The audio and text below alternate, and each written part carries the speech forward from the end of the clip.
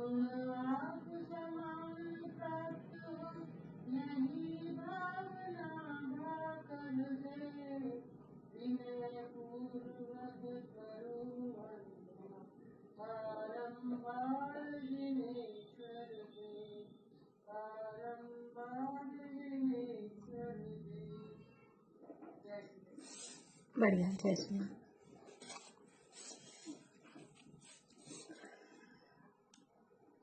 सूत्र सुनाने हैं किसी को?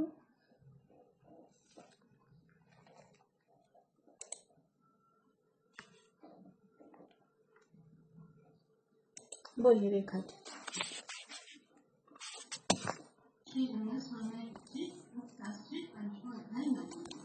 बहुत बढ़िया।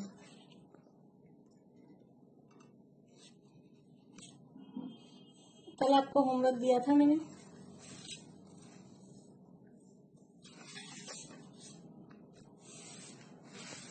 मैं अभी मेरे को ध्यान में है, पूछ लेती हूँ अभी थोड़ी देर में। पहले थोड़ा सा पढ़ लेते हैं, है ना, फिर बाद में बहुत देर हो जाती है। तो यहाँ अपनी बात चल रही है काल द्रव्य के संबंध में, और काल द्रव्य के संबंध में यहाँ द्रव्य संग्रह की गाथा दी गई है। द्रव्य संग्रह की 22 नंबर की गाथा।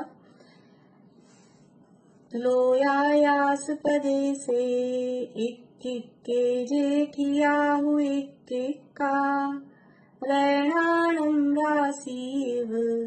ते कालाणु असंख्य वाणी। लोकाकाश के एक एक प्रदेश पर एक एक कालाणु द्रव्य रत्नों की राशि की भांति पृथक पृथक जड़े हुए हैं। वे कालाणु असंख्य द्रव्य हैं, यानी लोकाकाश के हर प्रदेश पर एक एक काल द्रव्य स्थित है। लोकाकाश के हर प्रदेश पर उद्गल कितने स्थित हैं? लोकाकाश के हर प्रदेश पर काल द्रव्य एक एक स्थित है। ऐसे ही लोकाकाश के हर प्रदेश पर एक एक पुद्गल द्रव्य स्थित है क्या? बोलिए वर्षा भाभी।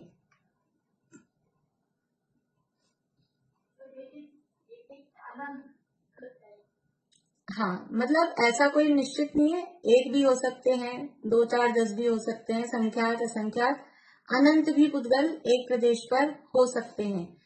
जैसे लोकाकाश के एक प्रदेश पर संख्यात असंख्यात अनंत पुद्गल हो सकते हैं, वैसे लोकाकाश के एक प्रदेश पर संख्यात असंख्यात काल द्रव्य या कालाणु हो सकते हैं? वो नहीं हो सकते। लोकाकाश के एक प्रदेश पर एक ही कालाणु होगा, क्योंकि कालाणुओं की संख्या असंख्यात है और वो पूरे लोकाकाश में फैले हुए हैं। तो जितने लोकाकाश के प्रदेश हैं उतने ही काल द्रव्य हैं या कालाणु हैं। तो वो एक प्रदेश पर एक कालाणु ऐसा खचित है, स्थित है, फिक्स है। वे कालाणु असंख्य द्रव्य हैं, यानी संख्या में वो असंख्यात हैं। वह काल द्रव्य अनंत समय वाला है। काल द्रव्य के समय कितने हैं? इस समय है अनंत। काल द्रव्य के अनंत समय है। वर्तमान का एक समय, भूतकाल के अनंत समय और उससे भी अनंत गुणे भविष्य के समय। इस प्रकार वह काल द्रव्य अनंत समय वाला है। यानी वर्तमान तो हमेशा होता है एक समय का, एक्चुअल में वास्तव में जो प्रेजेंट है वो तो बस जो अभी है वो ही है। इससे पहले जो कुछ भी सब था वो पास्ट हो गया, और इसके बाद जो कुछ है अभी वो फ्यूचर में है, वो भविष्य में है। अभी तो बस जो समय चल रहा है, फिर इस समय के बाद अगला समय आया तो वो वर्तमान, फिर अगला समय आया तो वो वर्तमान। तो वास्तव में तो वर्तमान एक समय का ही होता है, लेकिन हमको एक समय पकड़ में नहीं आता। हमको कितने समय पकड़ में आते हैं? कम से कम भी असंख्यात समय इकट्ठे होकर जो टाइम होता है वो हमको पकड़ में आता है। हमको सेकंड पकड़ में आता है, किसी को समझ लो सेकंड की और थोड़ा सा नैनो सेकंड, पिको सेकंड, वो कोई बारीकी में जाए। अदरवाइज हमको पकड़ में नहीं आता है। हमको ऐसा पकड़ में आता है, हम बैठे हैं क्लास में, कितनी बार हमारी पलक झपक रही है। किसी को पकड़ में आता है, मैंने बोल दिया तो सब ध्यान देंगे, लेकिन झपकती होगी कि नहीं? बहुत से लोग 2-2 घंटे पूरा बैठते हैं, कुछ लोग 1 घंटा बैठते हैं, कुछ लोग 1.25 घंटा बैठते हैं। तो क्या 1-1.25 घंटे में, 2 घंटे में आँख झपकती है कि नहीं झपकती है? ये हमको पकड़ में नहीं आती है। बहुत सारे काम ऐसे होते हैं हमको पकड़ में नहीं आते हैं। तो हमको कब पकड़ में आता है कि असंख्यात समय का टाइम जब इकट्ठा होता है, फिर कोई काम होता है, तो हमको पकड़ में आता है। तो वर्तमान का एक समय है, भूतकाल के अनंत समय, भविष्य के अनंत समय। तो भूत और भविष्य दोनों बराबर हुए, भूतकाल के समय भी अनंत, भविष्य के समय भी अनंत, तो दोनों बराबर हैं। भूत और भविष्य दोनों बराबर है। द्रव्य संग्रह वाले नहीं बोले क्योंकि मैंने वहां लिया हुआ है ये भी कुछ ही दिन पहले। भूत और भविष्य बराबर है क्या?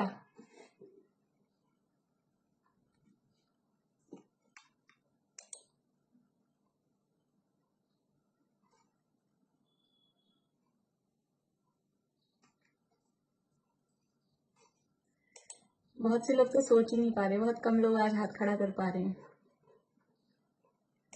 बोलिए दीपिका जी। जो भूतकाल तो अनंत समय का और अनंत संपूर्ण उसका अनंत गुना वो भविष्य, देखो हर समय, ठीक है, अब वो उसका अनंत गुना भविष्य। ठीक है, अब मैं आपसे दूसरा प्रश्न पूछ रही हूँ। इनकी बात को अभी मैं कुछ नहीं कह रही, जो भी इन्होंने कहा है ठीक है। हर समय वर्तमान वो भूत में मिलता जा रहा है ना। इधर अपन रखो भविष्य को, इधर हम रखो भूत को, और ये वर्तमान एक समय का है। हर समय वर्तमान, इधर भविष्य में से एक समय निकलता है, वर्तमान बनता है, भूतकाल में जाके मिल जाता है। भविष्य में से एक समय निकल रहा है, वर्तमान बन रहा है, भूतकाल में जाके मिल रहा है। ठीक है, तो कौन बड़ा है? भूतकाल बड़ा है कि भविष्यकाल बड़ा है? कौन बड़ा होगा? मधु भाभी।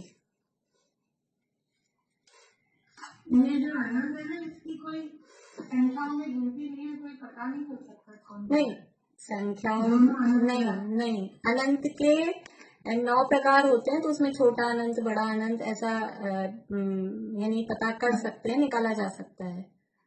अच्छा, पारुल बोलिए। भाभी इस अपेक्षा से तो भविष्य बड़ा होगा, क्योंकि भविष्य से ही निकल के भूत में जा रहे हैं ना। तो भूत में मिल रहे तो भूत ज्यादा हो जाएगा कि नहीं? भूत में तो प्लस होते जा रहे हैं, भविष्य में तो माइनस होते जा रहे हैं। पर ज्यादा होंगे तभी तो मिल जाता है। बोलिए सरोजा आंटी। भविष्य तो कभी खत्म ही नहीं होता ना, अनादि तक रहेगा। अनादि नहीं, अनंत, अनादि। बढ़िया, बोलिए शिमला भाभी। यही बोल रहे थे हमने, सब यही बोल रहे हैं। भविष्य का ज्यादा रहेगा भूतकाल से। चलिए एक बार अंकल आप और बताइए। भविष्य तो कभी खत्म ही नहीं होगा, अनंत अनंत है। अब भूतकाल खत्म हो जाएगा क्या? हम पीछे जाते जाए जाते जाए जाते जाए जाते जाए तो क्या भूतकाल खत्म हो जाएगा? नहीं, भूतकाल भी खत्म तो नहीं होगा, लेकिन है तो भविष्य से छोटा है। चलिए, हाँ अंकल आप भी बोलिए। वो तो भविष्य ही अनंत गुण है भूतकाल से भी, क्योंकि भूतकाल में तो जितने चले गए लेकिन समय और बढ़ रहा है, लेकिन भविष्य में तो इतने हैं कि वो अनादि अनंत कभी खत्म नहीं होंगे। बढ़िया, चित्रा आंटी। ये बोली भूतकाल तो असीम है, उसकी कोई सीमा ही नहीं है। भूतकाल भूत तो आगे और भविष्य काल तो असीम है, वो तो अभी ठीक पता है, नहीं कितना चलेगा। बहुत बढ़िया। मुझे इतनी खुशी हो रही है, ये जो द्रव्य संग्रह वाले यहाँ बैठे हैं ना, वो सोचें कि जब वहां मैंने ये प्रश्न पूछा था तो क्या जवाब आए थे, और यहाँ सबके जवाब एक से आ रहे हैं। देखिए भारतीय आंटी तो मुंह छुपा रही है। मैंने यही प्रश्न द्रव्य संग्रह की क्लास में किया था तो किसी का भी ये जवाब नहीं आया था पहली बार में। और यहाँ देखिए सब कितने आप लोग इंटेलिजेंट और कितना अच्छा पकड़ रहे हैं, कितना अच्छा समझ रहे हैं। अपने लिए ताली बजा लीजिए सभी लोग कि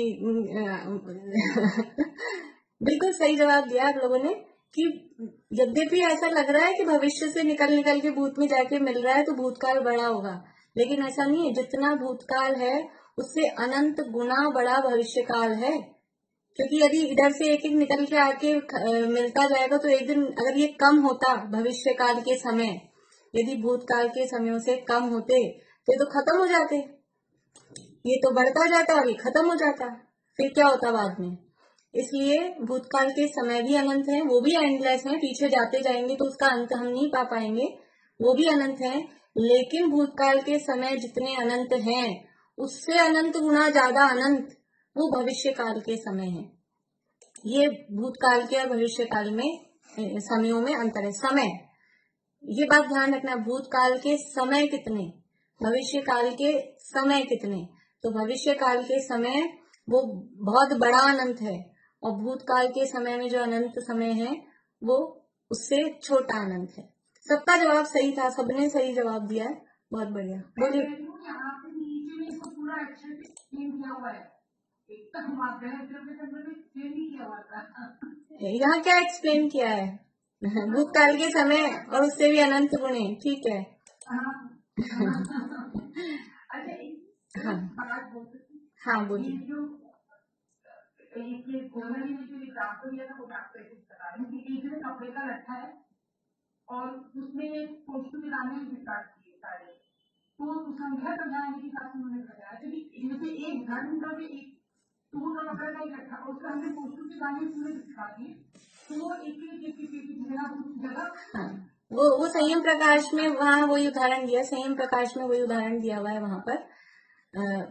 वैसे ही जैसे यहाँ दिया ना, रत्नों की राशि बिछा दी, यानी जितनी बड़ा आपने कोई भी अपन चीज लेने की, जितनी बड़ी अपनी टेबल है, आप पूरी, कभी ऐसा नहीं करते, कुछ ग्रीटिंग बनाते हैं बच्चों के, कोई प्रोजेक्ट बनाते हैं तो उसमें एक एक एक कोई तारा लगाते हैं या कोई दाल लगाते हैं, ऐसा कुछ बनाते हैं, कभी कभी इस तरह का कुछ करते हैं। पहले बचपन में किया होगा किसी ने कुछ भी इस तरह का कि दाल लगा लगा के हमने कोई बनाई है कोई चीज, तो एक एक दाना एक जगह, एक एक दाना एक जगह, उससे पूरा उसको भरते हैं, या ये कोलाज वर्क वगैरह कुछ इस तरह का करते हैं। तो वैसे ही एक एक एक एक दाल के ऊपर दूसरी दाल नहीं लगाते हम, एक दाल रख दी फिर उसके बाद में दूसरी फिर तीसरी, जहां पूरी जगह इस तरह से भरते हैं, वैसे ही ये पूरे लोकाकाश में रत्नों की राशि के समान काल द्रव्य भरे हुए हैं। इस तरह से काल द्रव्य का वर्णन यहाँ पर पूरा हुआ। आप लोगों का सबका ये आप लोगों की कॉपी में होना चाहिए, ये 5वें अध्याय से रिलेटेड। एक तो वो चार्ट, जो वो चार्ट अपन बनाया है ना, उसमें सारे पॉइंट्स, तो पूरा अध्याय उसी में कवर हो जाएगा। जो शुरू के जितने भी सूत्र है ना वो चार्ट में कवर हो जाएंगे, आपको अलग से यानी कोई प्रश्न उत्तर बनाने की, लिखने की वो कोई जरूरत नहीं पड़ेगी, वो पूरा चार्ट हो जाएगा। और हमने अणु में और स्कंद में अंतर लिखे हैं, और ये पर्यायों के भेद प्रभेद और गुणों के 6 सामान्य गुणों की परिभाषा, और इसके अलावा अब ये जो अंतर मैंने कल आपको कहे थे, मैं सोच रही हूँ कि ये जो दो सूत्र हैं ये और पढ़ा दूं, उसके बाद में वो अंतर अपन करें तो और अच्छे से अपने को समझ में आ जाएगा। आप लोगों ने करके आए हैं तो कोई दिक्कत ही नहीं, आज समय रहेगा तो आज, नहीं तो कल पूछ लूंगी मैं आप लोगों से। अब ये 2 सूत्र और पढ़ लेते हैं अपन पहले। 38वें सूत्र में द्रव्य को गुण पर्याय वाला कहा था, अतः अब गुण और पर्याय का स्वरूप स्पष्ट करते हैं। वहाँ गुण पर्यायवत द्रव्यम कहा था, तो गुण क्या है और पर्याय क्या है, यद्यपि परिभाषाएं हम वहाँ पढ़ के आ चुके हैं, लेकिन यहाँ और दूसरे शब्दों में गुण का और पर्याय का स्वरूप आचार्य देव स्पष्ट कर रहे हैं। किसी बोलना पीछे। द्रव्याश्रया निर्गुणा गुणाः, द्रव्याश्रया निर्गुणा गुणाः, द्रव्याश्रया निर्गुणा गुणाः, द्रव्याश्रया निर्गुणा गुणाः, तद्भावः परिणामः, तद्भावः परिणामः, तद्भावः परिणामः, तद्भावः परिणामः। द्रव्याश्रया निर्गुणा गुणा, द्रव्याश्रया न यानी जो द्रव्य के आश्रित हैं। गुण कौन होते हैं, गुण किसे कहते हैं कि गुण वो होते हैं जो द्रव्य के आश्रित रहते हैं, द्रव्य के आश्रय से रहते हैं। और कैसे होते हैं, निर्गुण होते हैं, जो द्रव्य के आश्रय से रहते हैं लेकिन स्वयं निर्गुण होते हैं, उन्हें गुण कहते हैं। यानी ये गुण का स्वरूप होता है। परिभाषा वही याद करनी है आपको, गुण की परिभाषा क्या परिभाषा है गुण की, बोलिए सुधा जी, गुण की परिभाषा।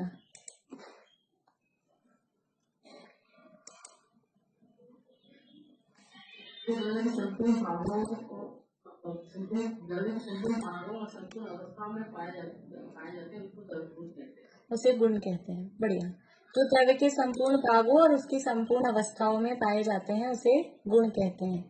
यहाँ कुछ अलग तरीके से अपने को वो वाले शब्द नहीं दिख रहे। द्रव्याश्रय यानी द्रव्य के आश्रित रहते हैं, मतलब क्या कि द्रव्य के संपूर्ण भागों में और उसकी संपूर्ण अवस्थाओं में रहते हैं, ये द्रव्याश्रय द्रव्य के आश्रित होते हैं। द्रव्य में होते हैं। द्रव्य में कहाँ होते हैं कि संपूर्ण भागों में होते हैं। द्रव्य में कहाँ होते हैं, किस अवस्था में होते हैं कि हर अवस्था में होते हैं। ये द्रव्याश्रया, बात वही है लेकिन थोड़ा सा शब्द समझ लो हाई स्टैंडर्ड के हैं। द्रव्याश्रया कि जो द्रव्य के आश्रित होते हैं, मतलब क्या कि द्रव्य के संपूर्ण भागों में और उसकी संपूर्ण अवस्थाओं में पाए जा रहे हैं, वो गुण कहलाते हैं। लेकिन ये गुण होते हैं ना, गुण जैसे कि पुद्गल के गुण। पुद्गल के गुण कौन से हैं? कांता आंटी बोलिए, पुद्गल के गुण कौन से होते हैं, बताएंगे? आवाज चालू करिए आपकी।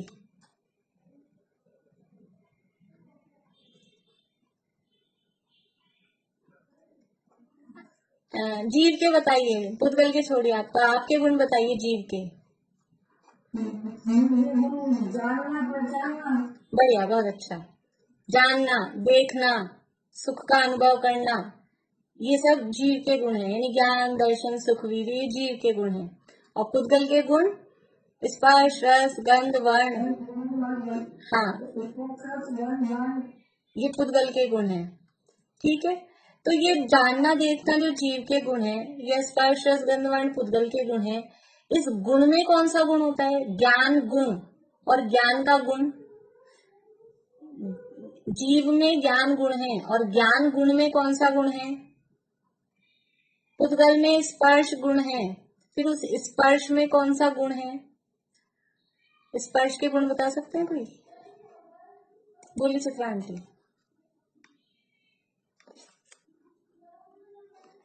अनम्यूट करिए। कोमल, कठोर, नरम, कठोर, रूखा, सूखा, ये स्पर्श के गुण है। बढ़िया, सभी लोग इनसे सहमत हैं? स्पर्श के यही गुण है? नहीं, कुछ लोग मना कर रहे हैं। क्यों नहीं है अंकल, बोलिए क्यों नहीं है ये गुण? गुणों के गुण नहीं होते हैं, गुण तो गुण ही है। और एक कोई तर्क दे सकते हैं? हाँ, बढ़िया। ये उनकी पर्याय है, ये स्पर्श की पर्याय है, ये स्पर्श के गुण नहीं है। हल्का, भारी, रूखा, चिकना, ठंडा, गरम, कठोर, नरम, ये स्पर्श के गुण नहीं है, ये स्पर्श की पर्याय है। खट्टा, मीठा, कड़वा, कषायला, चरपरा, ये रस की पर्याय है, अवस्था है। जैसे कि ज्ञान गुण की पर्याय, ज्ञान गुण का गुण फिर पूछा था मैंने तब, कह देते आप मति ज्ञान, शुद्ध ज्ञान, अवधि ज्ञान। ये ज्ञान के गुण नहीं है, ये ज्ञान की अवस्था है, ज्ञान की पर्याय है। मति, श्रुत, अवधि, मन, परे। तो गुणों की पर्याय तो होती है, लेकिन गुणों के गुण जैसे कि समझ लीजिए कि ये पेंसिल है, ये पेंसिल का गुण बताना। वर्ण गुण कौन सा है इसमें? काला दिख रहा है, ब्लैक है, इसका वर्ण गुण है, वर्ण गुण काला। अब इस काले का गुण बताओ, काले का क्या गुण? कि काला तो खुद ही गुण है, काले में क्या गुण होगा? पेंसिल का गुण काला, ये काली पेंसिल, अपन ऐसा बोलेंगे, काली वाली पेंसिल दे दो, तो ये काला इसका गुण। अब इस काले में कौन सा गुण? कि गुणों के गुण नहीं होते, इसलिए कहा निर्गुणा। गुण खुद तो गुण है, लेकिन वो खुद निर्गुण होते हैं। द्रव्य में गुण होते हैं, गुणों में गुण नहीं होते। द्रव्याश्रया, गुण गुण के आश्रय से नहीं रहते, गुण द्रव्य के आश्रय से रहते हैं। इसलिए द्रव्याश्रया, जो द्रव्य के संपूर्ण भागों और उसकी संपूर्ण अवस्थाओं में रहे, वो गुण है। और गुणों के फिर से कोई गुण नहीं होते। गुणों की पर्याय होती है, अवस्था होती है, लेकिन गुणों के गुण नहीं होते। आप सोचना हर चीज के बारे में कि कोई भी वस्तु देखी, सोना, सोने का गुण पीलापन, भारीपन, चिकनापन। अब उस चिकनेपन का गुण, पीलेपन का गुण, पीलेपन की अवस्था हो सकती है, यानी वो व्हाइटिश येलो है कि थोड़ा डार्क येलो है कि रेडिश येलो है, मतलब ऐसा उसमें अवस्थाएं हो सकती है कलर में, लेकिन उसका गुण कि वो तो बस जो है वो है कलर, उसके गुण ऊपर से अलग से नहीं होंगे। तो गुणों के गुण नहीं होते। द्रव्य के आश्रय में रहने वाले गुण स्वयं निर्गुण होते हैं। तात्पर्य यह है कि एक गुण के आश्रय में दूसरे गुण नहीं रहते, क्योंकि गुण है वो द्रव्य के आश्रय में रहते हैं।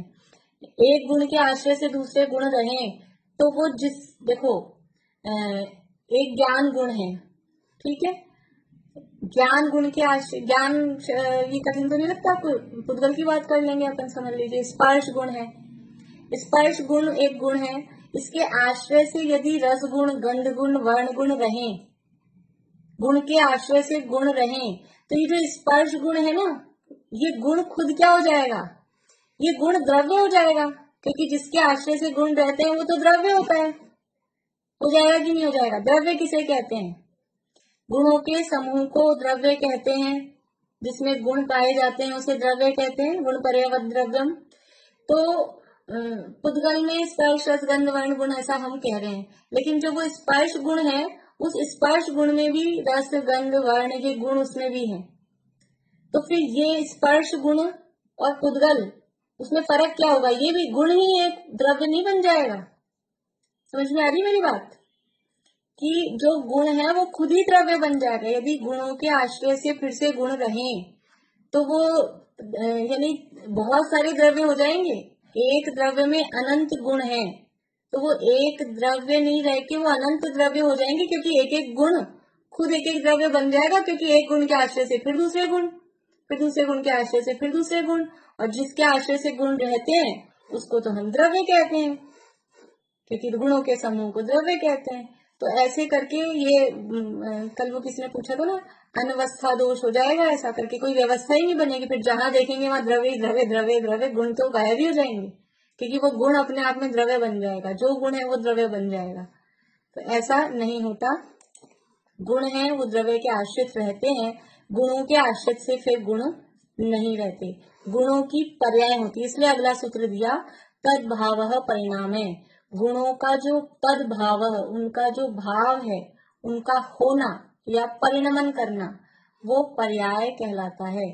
तद भाव परिणाम है, यानी वो द्रव्य का या गुणों का जो भाव, भाव मतलब होना, वो है मतलब वो परिणमन कर रहे हैं, वो वर्त रहे हैं। भाव अर्थ, भाव शब्द भी अनेक अर्थों में यूज में आता है। देखो भाव शब्द का जनरल हम क्या अर्थ समझते हैं, भाव शब्द किसे कहते हैं, बोलो पारुल, भाव यानी क्या, फीलिंग्स, बढ़िया। भाव यानी, और कोई बताएंगे, फीलिंग नहीं आंसर बताना है, और कुछ भाव से क्या समझते हैं, बोलिए सुधा जी। हमारे मन के तो विचार है, भाव है, हाँ मतलब वही उसी अर्थ में आ गया। चलिए दीपिका जी बोलिए। भाव मतलब आपका क्या भाव है, अर्थ, भाव मतलब, बढ़िया, ठीक है। बोलिए शिमला भाभी। जितना जितना मोह है उतना उतना दुख है, ये भाव के अंदर। नहीं अभी तो शब्द अर्थ बताना, भाव शब्द का अर्थ क्या है। जैसे मैं बोलूं, सोने का क्या भाव है, हाँ कितनी कीमत है। हाँ, भाव मतलब कीमत, क्या भाव चल रहा है, आम क्या भाव चल रहा है आजकल, सोना क्या भाव चल रहा है, बढ़िया, बोलिए। और विचार, ठीक है, बढ़िया, मेरा ये भाव है, मेरा विचार, बढ़िया, बोलो प्रीति। गुण शायद जैसे सोने का भाव पीलापन है। बढ़िया, आप लोग लिखते जाइए, कितने सारे अर्थ हो गए, गुण हो गया, विचार हो गया, फीलिंग्स हो गई, और क्या बताया था, अर्थ, भाव यानी अर्थ हो गया, है ना, और कीमत हो गया। और बोलिए रश्मि जी।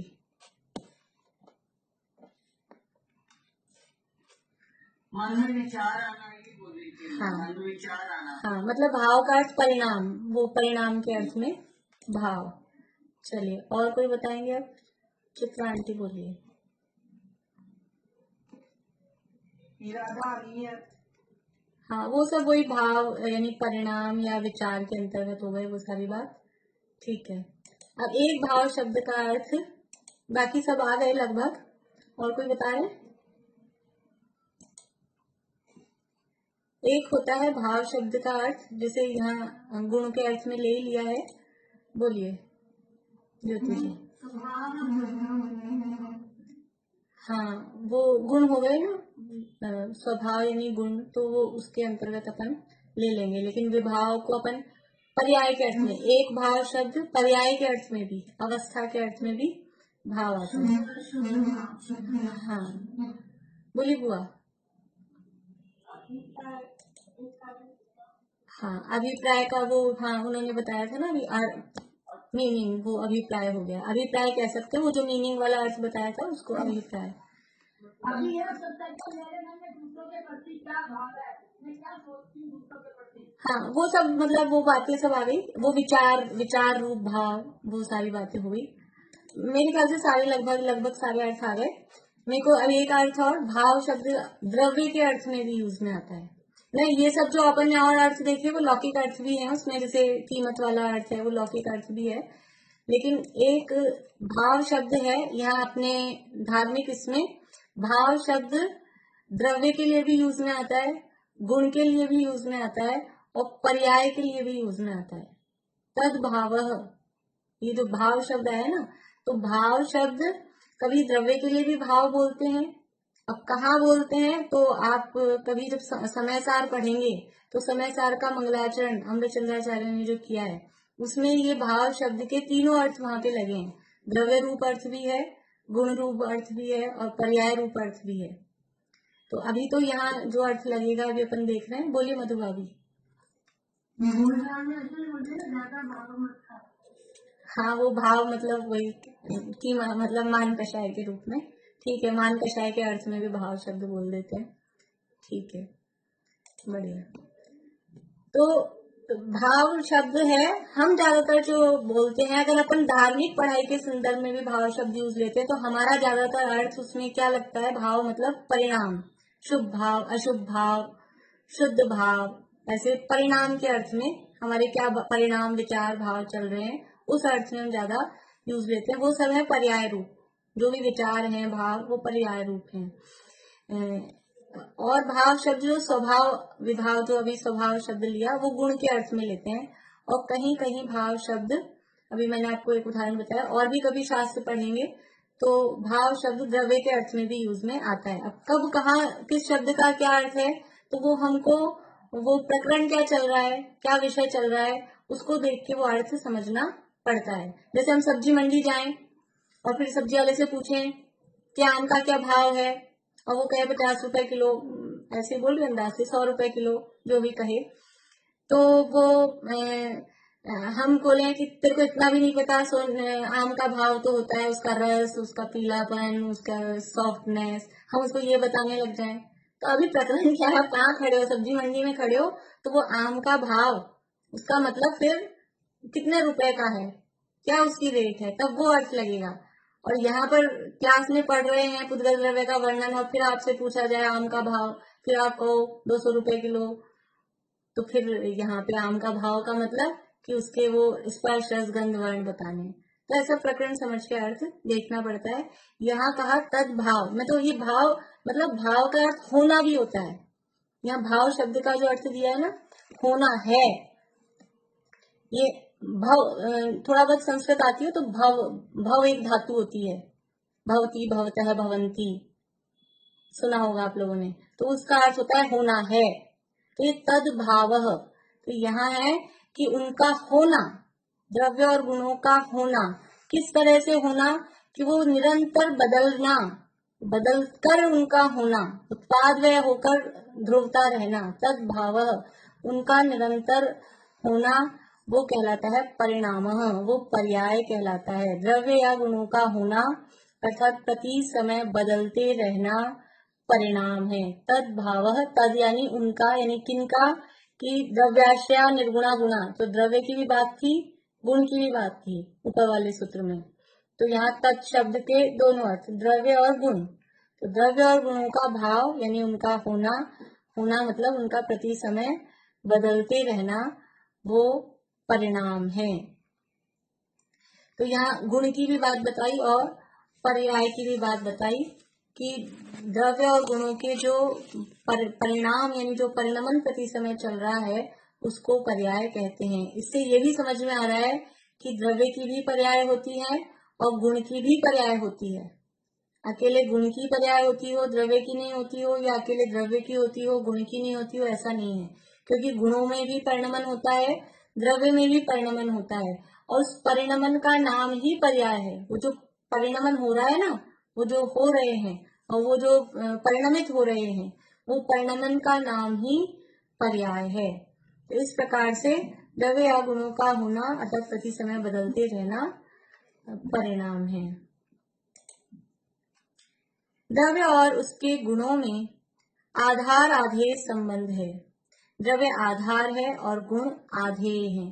देखिए संबंध न्याय शास्त्र अपने यहाँ अध्यात्म में होता है, यानी अनेक प्रकार के संबंध होते हैं।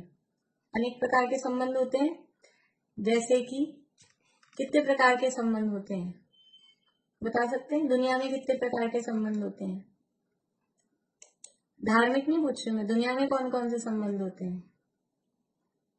बोलिए रजनी जी।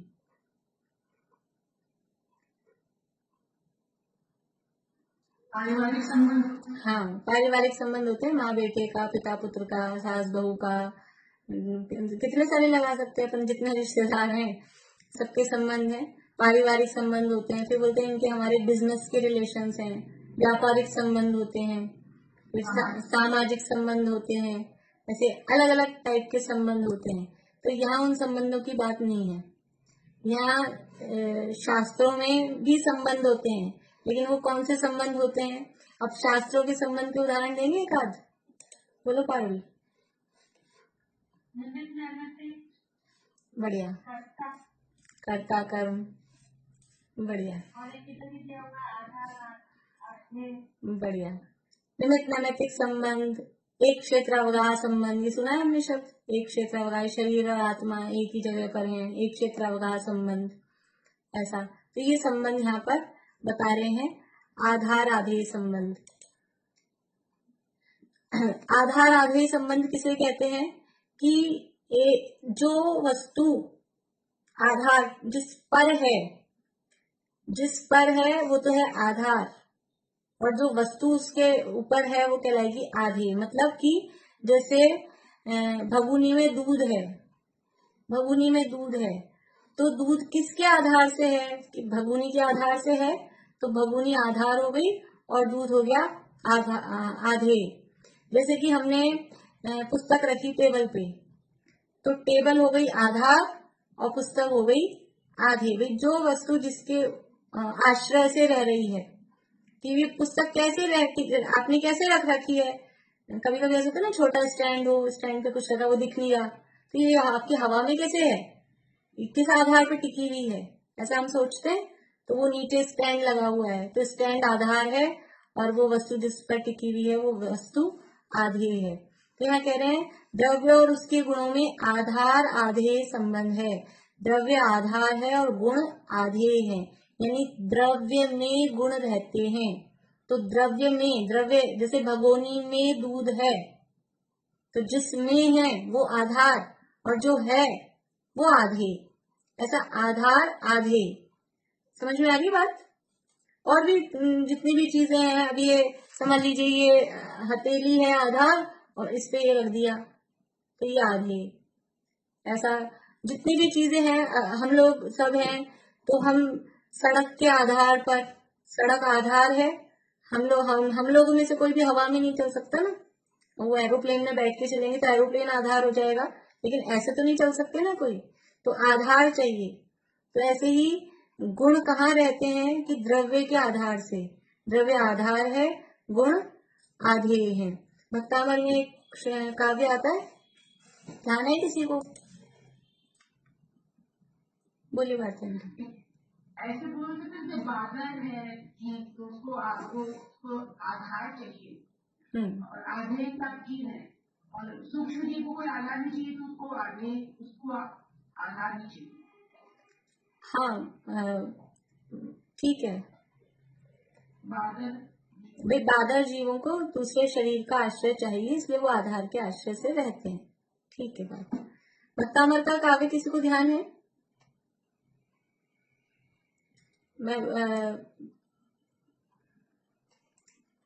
आपको थोड़ा सा हिंट देती हूँ कि जिन गुणों ने आपका आश्रय ले रखा है, ये संशितास्त्रि जगदीश्वर नाथ मेकम कस्तान निवारयति संचरतो यथेष्टम, कि वो गुणों ने आपका आश्रय ले रखा है। ये आश्रय वाली बात है ना, ये भाव है उसमें कि वो दुनिया में उतने गुण, जिन गुणों ने आपका आश्रय ले रखा है वो गुण आप में ही है, और अब उन गुणों को इधर उधर घूमने से कौन रोक सकता है। वो तो खैर उसमें अपने को वो पूरा भाव यहाँ नहीं लगेगा, मैं तो आश्रय वाली बात बता रही हूँ कि वो आधार भगवान एक द्रव्य हुए, जीव द्रव्य, और उनके आधार से वो गुण रह रहे हैं।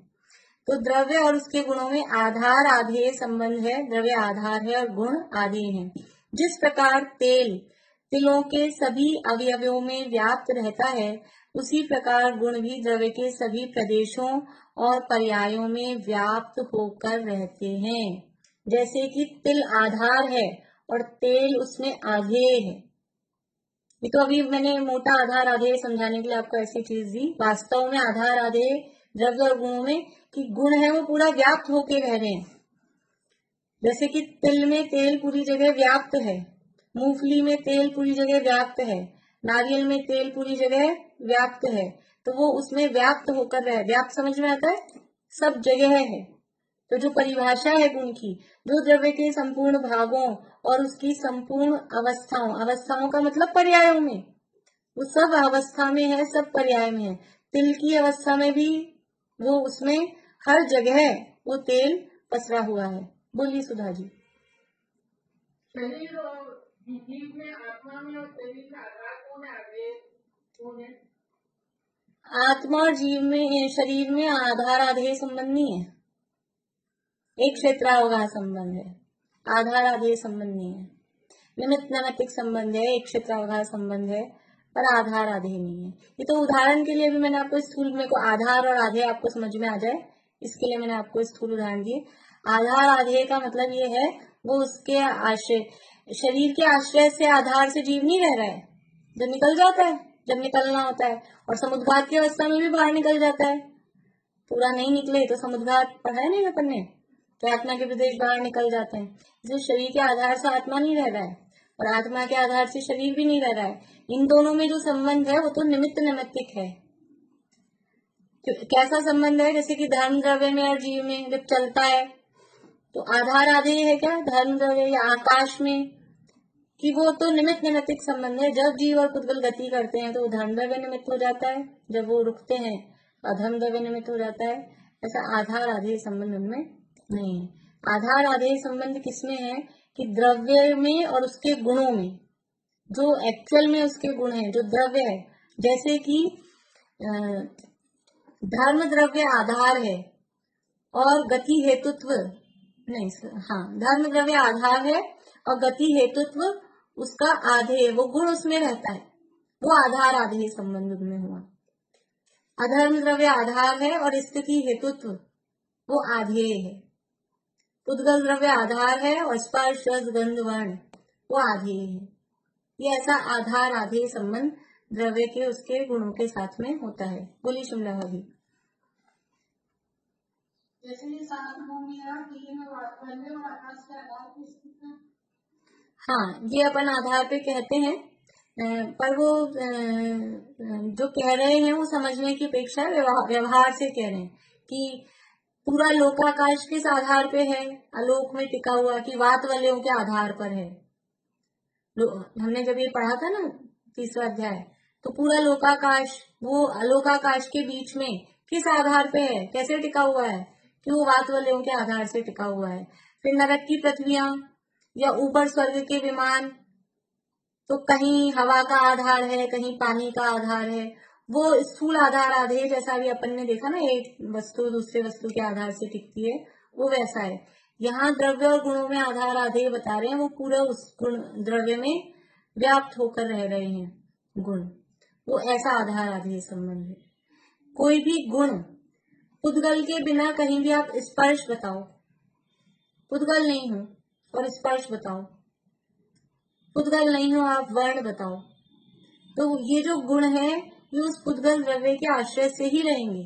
जीव नहीं है और ज्ञान बताओ, इस पेंसिल में आप ज्ञान बताओ, तो वो जीव के आश्रय से ही रहेगा। जो गुण है वो अपने द्रव्य के आश्रय से रहता है, अपने द्रव्य के आधार से रहता है। ऐसा इन दोनों में आधार आधे संबंध है।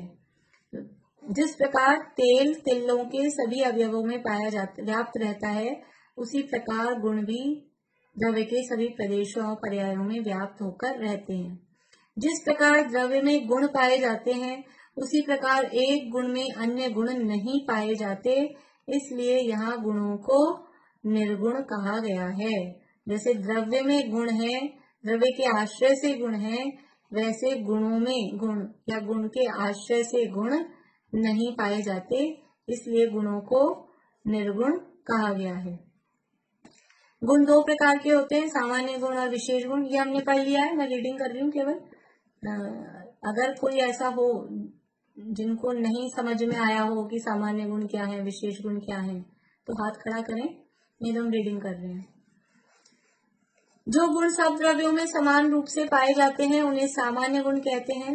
जैसे अस्तित्व, वस्तुत्व, द्रव्यत्व, प्रमेयत्व और अवलघुत्व और प्रदेशत्व आदि गुण सभी द्रव्यों में पाए जाते हैं, अतः ये सामान्य गुण है। सामान्य मतलब कॉमन, जो सब में पाए जाएं। तो ये 6 कहे हैं जैसे करके, 6 उदाहरण दिए हैं। ये 6 ही नहीं है सामान्य गुण। सामान्य गुण कितने हैं टोटल? अनंत संख्या में अनंत है, लेकिन ये 6 तो उदाहरण के लिए बताए गए हैं। इनकी परिभाषाएं सबको आनी चाहिए, याद होनी चाहिए, एग्जाम में आएंगी। 6 सामान्य गुणों की परिभाषाएं एग्जाम में आएंगी, इसलिए अभी भी जिनको याद नहीं हो वो याद कर लें, नहीं लिखी हो तो अब पता करके लिख लें। जैसे भी जो गुण किसी द्रव्य की विशेषता को बतलाते हैं और मात्र उसी द्रव्य में पाए जाते हैं, वे गुण उस द्रव्य के विशेष गुण हैं। विशेष गुण विशेषता बताते हैं। जैसे अस्तित्व कहा, तो अस्तित्व में क्या विशेषता है? तो सबका ही है। आप कहोगे इसमें क्या बात है, तो सब में ही होता है, तो सबको ही आता है। आप कहो कि मुझे जैन धर्म का बहुत ज्ञान है और हाथ खड़ा करो, तो हम बोलेंगे बताओ कि मुझे नमोकार मंत्र आता है, तो क्या कहेंगे इसमें क्या खास बात है? तुम्हारे बच्चे को आता है, 2 साल के बच्चे को सिखा देते हैं, इसमें क्या खास बात है? तो आपने कहा मुझ में अस्तित्व है, देखो मेरे में कैसा गुण है, तो इसमें क्या खास बात है? ये तो सब में ही पाया जा रहा है अस्तित्व। तो ऐसा बताओ कि कुछ स्पेशल हो। तो कहा कि पुद्गल ने कहा मेरे में स्पर्श है, रस है, गंध है, वर्ण है। जीव ने कहा मुझ में ज्ञान है। धर्म द्रव्य बोलता है मेरे में गति हेतुत्व है। आकाश बोलता है मेरे में वर्तना, काल बोलता है मेरे में वर्तना है। आकाश बोलता है मेरे में अवगाहनत्व है। ये उनकी विशेषता बता रहे हैं, और ऐसी विशेषता जो दूसरे में नहीं है। जो दूसरों में पाई जाए उसको विशेषता कहाँ कहेंगे? जो दूसरों में नहीं पाया जाए और केवल उसी में पाया जाए, वो कहलाता है विशेष गुण। तो विशेष गुण किसे कहते हैं? कि जो सब द्रव्यों में नहीं पाए जाकर पर्टिकुलर किसी विशिष्ट द्रव्य में ही पाए जाए, उस द्रव्य की विशेषता बताएं, उसे विशेष गुण कहते हैं। जैसे चेतनत्व जीव द्रव्य का विशेष गुण है। ये भी आप लोगों को याद करने हैं। सामान्य गुणों के तो नाम और परिभाषाएं, और 6 द्रव्यों के विशेष गुण, जीव पुद्गल के 4 और बाकी चारों के 1। ठीक है, यहाँ दिए गए हैं। जैसे चेतनत्व जीव द्रव्य का विशेष गुण है। मूर्तत्व पुद्गल द्रव्य का विशेष गुण है। गति हेतुत्व धर्म द्रव्य का विशेष गुण है। गमन पूर्वक स्थिति हेतुत्व अधर्म द्रव्य का विशेष गुण है। अवगाहन हेतुत्व आकाश द्रव्य का विशेष गुण है। और परिणमन हेतुत्व काल द्रव्य का विशेष गुण है। मूर्तत्व पुद्गल द्रव्य का विशेष गुण है। मूर्तत्व का क्या मतलब है?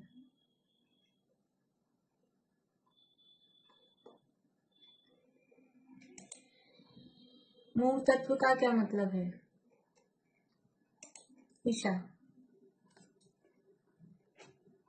किसी न किसी शेप में होने वाले पुद्गल, मूर्ति के समान जैसे।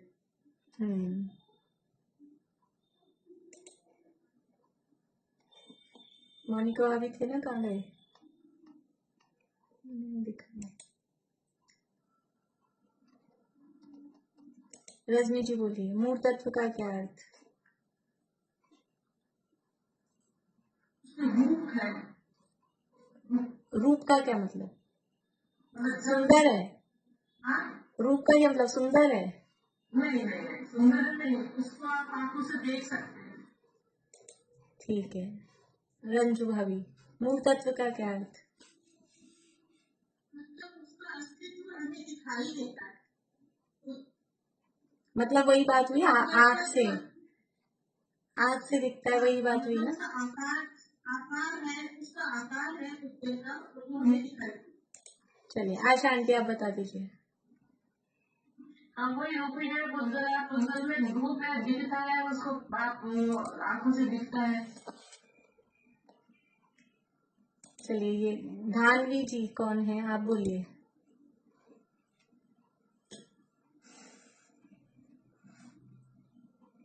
अनम्यूट करिए।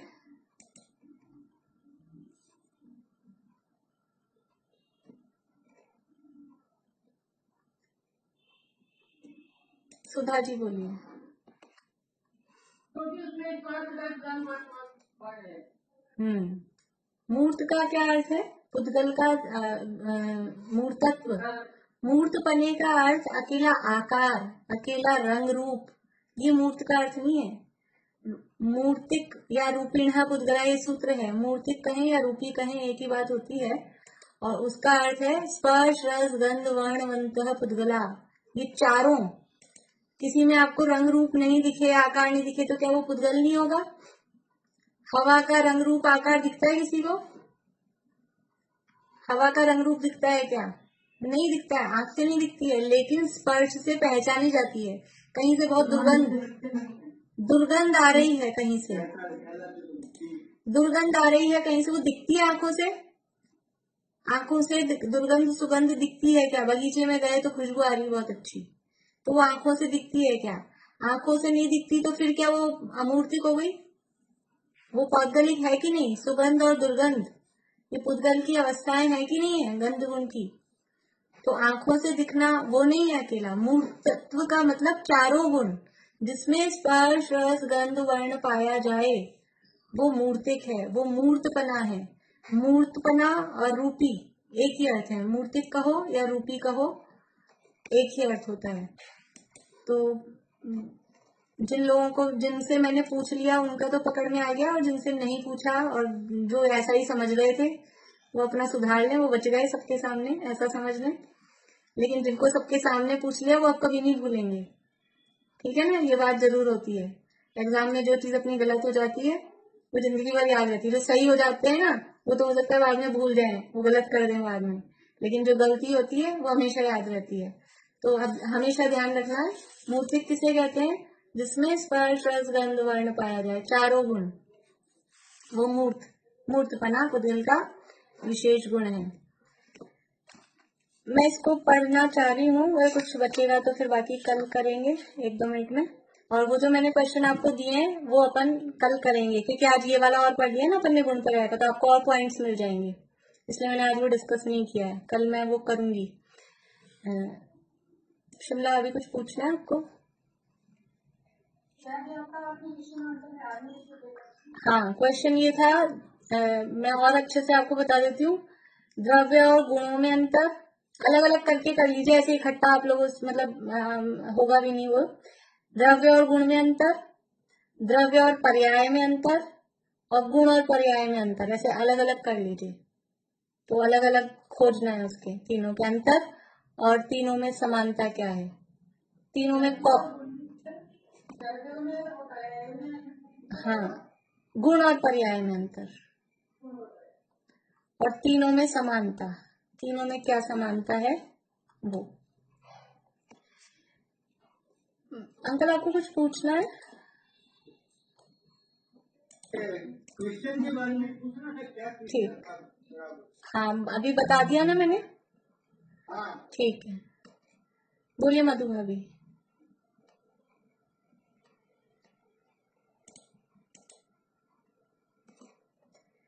प्रश्न पढ़ रही हूँ मैं यहाँ 237 पेज पे।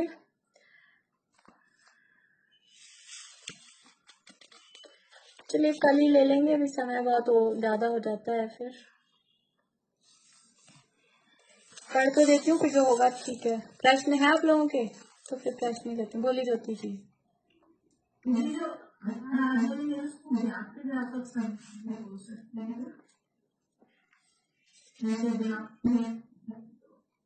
ले सकते हैं। बोलो प्रीति। और ये तीनों में समानता एक साथ करनी है या जो वो अलग अलग किया था अंतर ऐसी समानता? जैसे आपकी इच्छा हो, इकट्ठी भी कर सकते हैं और अलग अलग भी दिखती हो तो अलग अलग भी कर सकते हैं, जैसे समझ में आया वैसे कर लें। बोलो पारुल। भाभी, ये कालगुण जो है वो मतलब आकाश के प्रत्येक प्रदेशों में रहता है, तो एक कालगुण में कालगुण मतलब काल के अणु में कालाणु में भूत भविष्य वर्तमान तीनों होते हैं। कालाणु में नहीं होते, तो काल तो द्रव्य है, वो निश्चय काल, वो तो द्रव्य है। उसका जो परिणमन हो रहा है ना वो समय रूप से हो रहा है, तो वो समय समय समय, तो वो जो समय बीत चुके उसे हम भूतकाल कहते हैं। जो हो चुका ना मतलब उसमें रहता है ऐसा नहीं, वो जो समय रूप उसका निरंतर परिणमन हो रहा है, तो वो जो समय बीत चुका उसे हम भूतकाल कह रहे हैं, जो समय आएगा उसे हम भविष्य कह रहे हैं। अब जो होगा और जो वर्तमान में उसका चल रहा है परिणमन, वो वर्तमान समय कहलाएगा। ऐसा आया समझ में?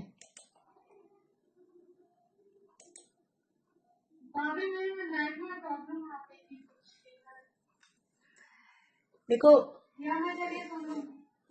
ठीक है, लास्ट का सुन लेना फिर से। बोलिए अंकल। जो आगे शरीर से खुदना निकलता है तो वो आत्मा के प्रदेश इधर भी रहते हैं और उसके साथ भी जाते हैं, या समुद्रघात करके पूरा ही अलग हो जाते हैं। समुद्रघात किसे कहते हैं? आत्मा के प्रदेश जब मुख्य शरीर को छोड़े बिना बाहर निकलते हैं उसको समुद्रघात कहते हैं। हाँ, तो आपने जो हाँ बोलिए। यहाँ जो प्रश्न है कि जो मुख्य शरीर को छोड़े बिना आत्मा के प्रदेश उस आरक शरीर में बाहर चले जाते हैं, वो कोई भी निदान करके वापस आ जाता है, तो जितनी देर वो बाहर रहते हैं उस समय वो मुख्य जो शरीर है वो एज इट इज या सही अवस्था में रहता है या उसमें भी कोई फर्क होता है? वैसा ही रहता है। देखिए आपका प्रश्न में दोनों बातें एक सी है, मतलब समुद्रघात किसे कहते हैं? मूल शरीर को छोड़े बिना आत्मा के प्रदेश फैल रहे हैं, तो मूल शरीर में भी आत्मा के प्रदेश हैं और बाहर जो वो निकला है ना आहारक शरीर उसमें भी आत्मा के प्रदेश है। और ऐसा नहीं थोड़े से इसमें थोड़े से उसमें, ऐसे आधे आधे बट गए हैं। वो यहाँ से निकल के जहां तक जाएगा वहां तक वो आत्मा के प्रदेश पूरे कंटिन्यू रहेंगे, बीच के रास्ते में भी। उसका नाम समुद्रघात है। समुद्रघात के समय उस शरीर जो नया बना है उसमें तो है ही है आत्मा के प्रदेश, लेकिन बीच में जैसे अभी पुतला बना और ये अभी इतना दूर पहुंच चुका, यहाँ से यहाँ तक पहुंच गया, तो वो इतना दूर जो पहुंचा है ना, तो यहाँ से यहाँ तक आत्मा के प्रदेश फैले हुए हैं, फिर वो और दूर गया और दूर गया, तो ये आत्मा के प्रदेश पूरे फैलते रहते हैं। तो एक तो ये आप मतलब जो भी आप समझ रहे हो वो देख लीजिए। और वो जो मूल शरीर है ना औदारिक शरीर, वो तब तक वैसे ही ध्यान अवस्था में बैठा रहता है, बाकी उसमें और कुछ भी नहीं होता। उस समय उनका जो भी चलेगा योग वगैरह वो सब आहारक के माध्यम से ही चलेगा। बोलिए मधु भाभी। का भी आपने नहीं बताए थे ना, वो बता दीजिएगा दोबारा से किस किस में अंतर और नहीं रखना है वो। और एक ही जो अभी इन्होंने पूछा था मैं मतलब भूल नहीं क्या। देखिए मैं फिर से बता रही हूँ, अब सभी लोग अपने जो भी बंद करके बैठे हैं वो अलर्ट होकर सुन लें, क्योंकि वैसे तो मैंने कल भी बता दिया था प्रश्न, इसलिए सावधानी से सुन लें बार बार में। फिर द्रव्य में और गुण में अंतर, द्रव्य में और पर्याय में अंतर, गुण और पर्याय में अंतर, ठीक है। और इन तीनों में समानता, इन तीनों में क्या समानता है? द्रव्य में और गुण में समानता, या द्रव्य और पर्याय में समानता, या गुण और पर्याय में समानता, या तीनों में समानता, जैसे आप लोगों को समझ में आती हो उस हिसाब से देखकर आना है। हाँ, और दूसरा प्रश्न क्या है मधु भाभी आपका? चलिए कोई बात नहीं।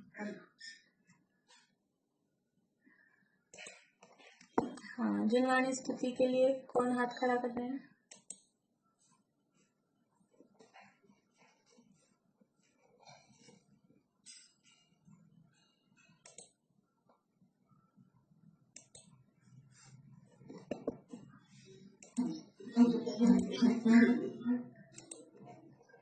आप कल मंगलाचरण भी करेंगे आंटी? हाँ मंगलाचरण हाँ कल ठीक।